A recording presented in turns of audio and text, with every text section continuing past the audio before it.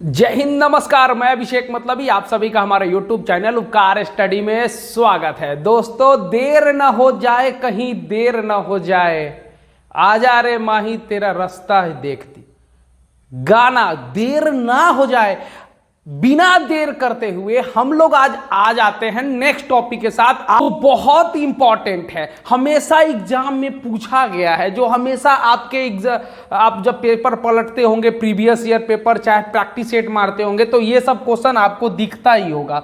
और हमने वो चीज ही लेके आया है, रिमाइंडर करवाया है कि आप लोग इसको देखिए, लिखिए, पढ़िए और समझिए। यहां से क्वेश्चन ये हम नहीं कह सकते कि आएगा ही, लेकिन हमको देख के जाने में क्या दिक्कत हो रहा है। आइए एकदम चलते हैं एकदम धड़क से। ये टॉपिक आपके सामने रहा कि कुछ प्रदूषक एवं उसके दुष्प्रभाव, फिर वायु प्रदूषक, उसके प्रभावित अंग, और पढ़ेंगे ध्वनि के स्रोत, तीव्रता डेसिबल में, और प्रकाश की चाल को पढ़ेंगे, देखेंगे। ये सब क्वेश्चन टॉपिक बाय टॉपिक दिया गया और बार बार हमेशा पूछता है, आपको दिखेगा ही। चलिए आगे देखते हैं, हम वही टॉपिक लाते हैं, आप नोट करते चलिए, बार बार कहते हैं नोट करते चलिए। दिन दूर नहीं है, देर हो जाएगा, कहीं मत जाइए। आप इतना अगर मशक्कत किए, इतना मेहनत किए, थोड़ा मेहनत और लगा दीजिए। आज हम डे 19 लेके आए हैं। चलिए आज आते हैं अपने वीडियो में, बने रहिए मेरे साथ और अंत तक बने रहिए, पूरे का पूरा वीडियो देखिए बढ़िया ढंग से। ठीक है दोस्तों, अब आगे चलते हैं कि ये चीज हम बताने जा रहे हैं कि क्वेश्चन में पेपर में हमेशा प्रीवियस पेपर में या प्रैक्टिस सेट में हमेशा रहता है। क्या रहता है तो आगे देखते हैं कि प्रदूषक, देखिए जो प्रदूषक है वो क्या है, कार्बन मोनोऑक्साइड। ये कार्बन मोनोऑक्साइड से संबंधित रोग, कौन सा संबंधित रोग होता है तो श्वास संबंधित रोग। ये पूछा गया है आपको, बिहार एसआई में भी पूछा है, रेलवे में भी पूछा है, और बीपी क्या बोलते हैं, पुलिस में भी,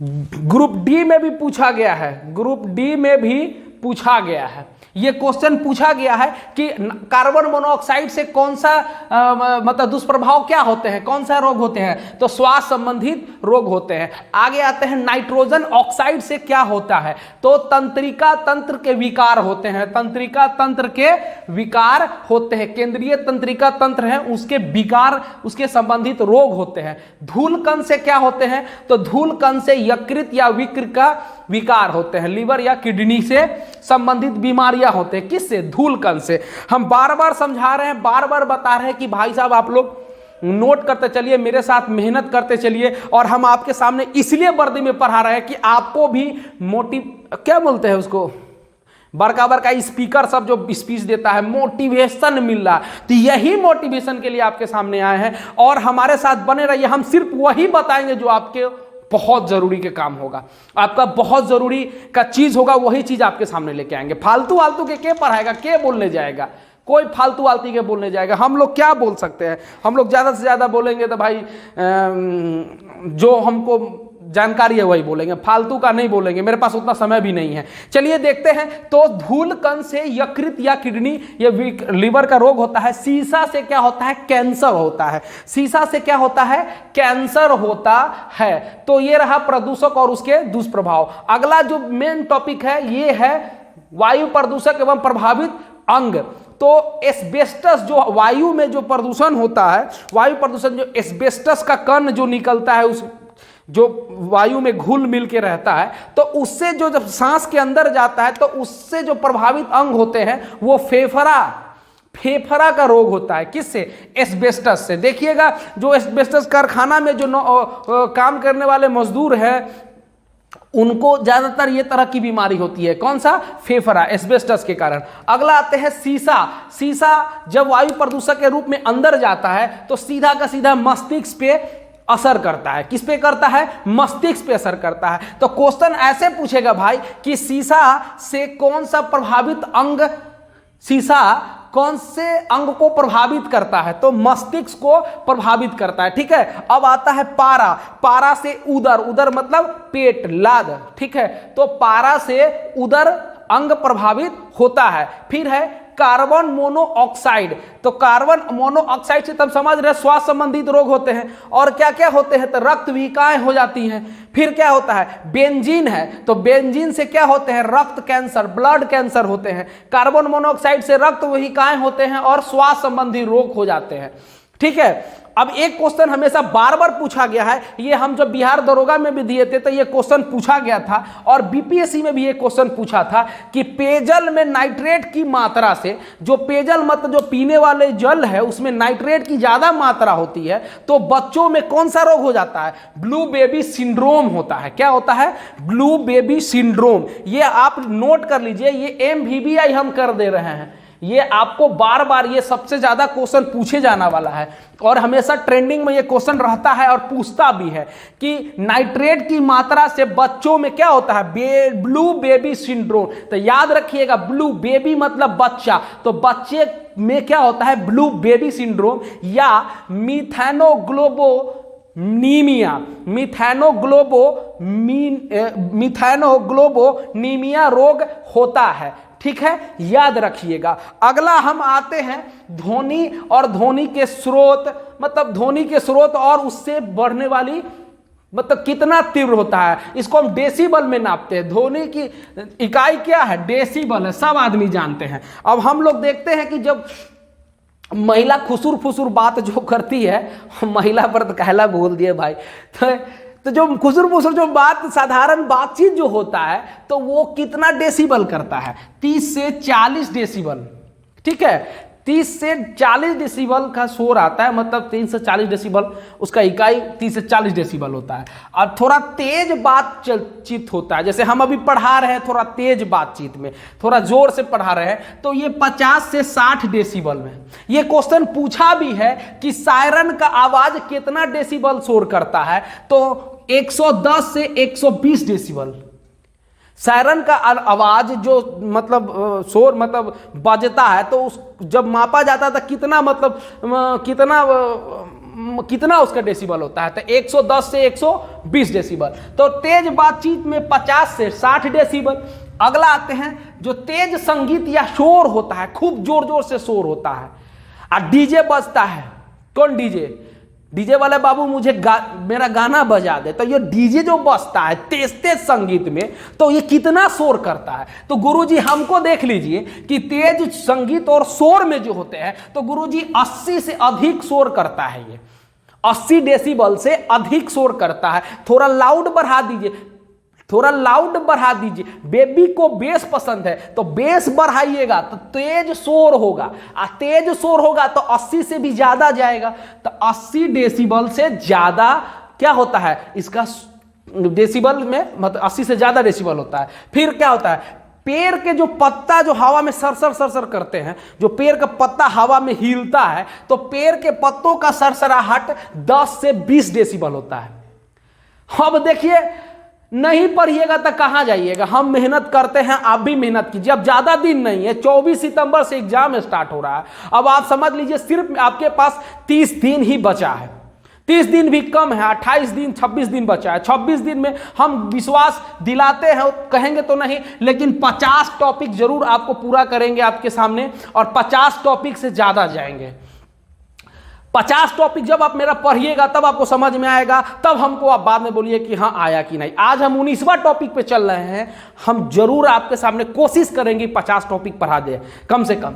चलिए आगे आते हैं जेट विमान। जो जेट विमान अभी चंद्रयान 3 गए हैं, चंद्रयान 3। भारत एक इकलौता देश है जो साउथ पोल पे, चंद्रमा के दक्षिणी भाग पे, जहां अंधकार होता है, वहां पे सॉफ्ट लैंडिंग करने वाला दुनिया का एकमात्र देश हमारा देश भारत है। और मुझे गर्व है कि हम भारतवासी हैं।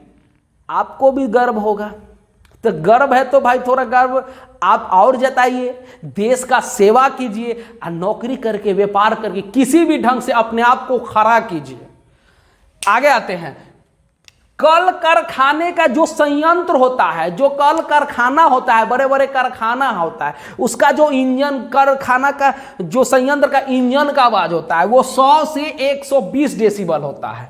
और जेट विमान जो चंद्रयान 3 जो गया, तो जेट विमान अधिकतर मतलब एरोप्लेन बोल सकते हैं, एयरक्राफ्ट बोल सकते हैं, तो ये 140 से 150 डेसिबल शोर करता है। कितना करता है? 140 से 150 डेसिबल। और कल कारखाने के जो संयंत्र होते हैं वो 100 से 120 डेसिबल रहता है। अब आप कहिएगा कि सर इसमें से टॉपिक क्या क्वेश्चन पूछेगा, तो हम आपको बता दिए हैं कि ये क्वेश्चन पूछा है कि सायरन कितना शोर करता है, तो 100 से 110 120 डेसिबल। साधारण बातचीत कितना शोर करता है, तो 30 से 40 डेसिबल। याद रखिएगा, ठीक है। आगे आते हैं, प्रकाश की चाल।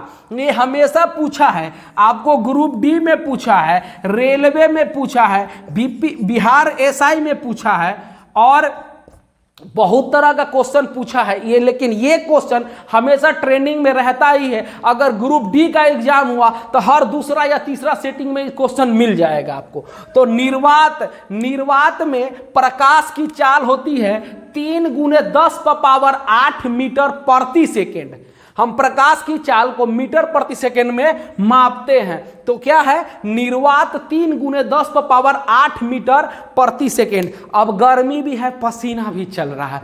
बाबू मेरे पढ़ लो, हम ना कहते नहीं कि तू फिर पढ़िए के कुछ कर सके, लेकिन पढ़ ले तो जिंदगी सफल हो जाई। अरे ना नौकरी होई ना, तब फिर भी जानकारी रही तो 10 गो लोग के पढ़ेबो तो करबो, ठीक है। याद रखिएगा। आगे चलिए, निर्वात में क्या है, तो 3 × 10⁸ मीटर प्रति सेकेंड। और कांच में प्रकाश की चाल कितनी होती है, तो 2 × 10⁸ मीटर प्रति सेकेंड होती है कांच में। आगे आते हैं, जल में प्रकाश की चाल सबसे लोएस्ट, सबसे धीरी होती है 2.25 × 10⁸ मीटर प्रति सेकेंड। 2.25 10⁸ मीटर प्रति सेकेंड। याद रखिएगा, निर्वात, कांच और जल। निर्वात में कितना? 3 × 10⁸, कांच में 2 × 10⁸ मीटर प्रति सेकेंड, और जल में 2.25 × 10⁸ मीटर प्रति सेकेंड, ठीक है। आगे आते हैं, रॉक साल्ट में कितना होता है भाई, तो रॉक साल्ट में 1.96 × 10⁸ मीटर प्रति सेकेंड रॉक साल्ट में। और ये क्वेश्चन पूछा गया है तारपीन का तेल, ये ग्रुप डी में पूछा है भाई। आप पलट लीजिए प्रीवियस पेपर में, आपको मिल जाएगा। तो तारपीन का तेल 2.04 × 10⁸ मीटर प्रति सेकेंड। कितना? 2.04 × 10⁸ मीटर प्रति सेकेंड। और नाइलॉन में 1.96 × 10⁸ मीटर प्रति सेकेंड। तो याद रखिएगा, 1 मिनट, प्रकाश वर्ष। एक क्वेश्चन आपको यहां मिलेगा कि एक प्रकाश वर्ष 9.46 × 10⁻15 मीटर। यह बार बार पूछा गया है कि एक प्रकाश वर्ष बराबर कितना होता है, तो 9.46 × 10⁻15 मीटर। ये क्वेश्चन आपके सामने रहा, आप लोग प्लीज इसको नोट कीजिए, आप इसको पढ़ते चलिए। अगर मेरे पिछला वीडियो नहीं पढ़े तो मेरे बेल आइकॉन में वीडियो रखा है, आप उसको पढ़िए और नोट कीजिए।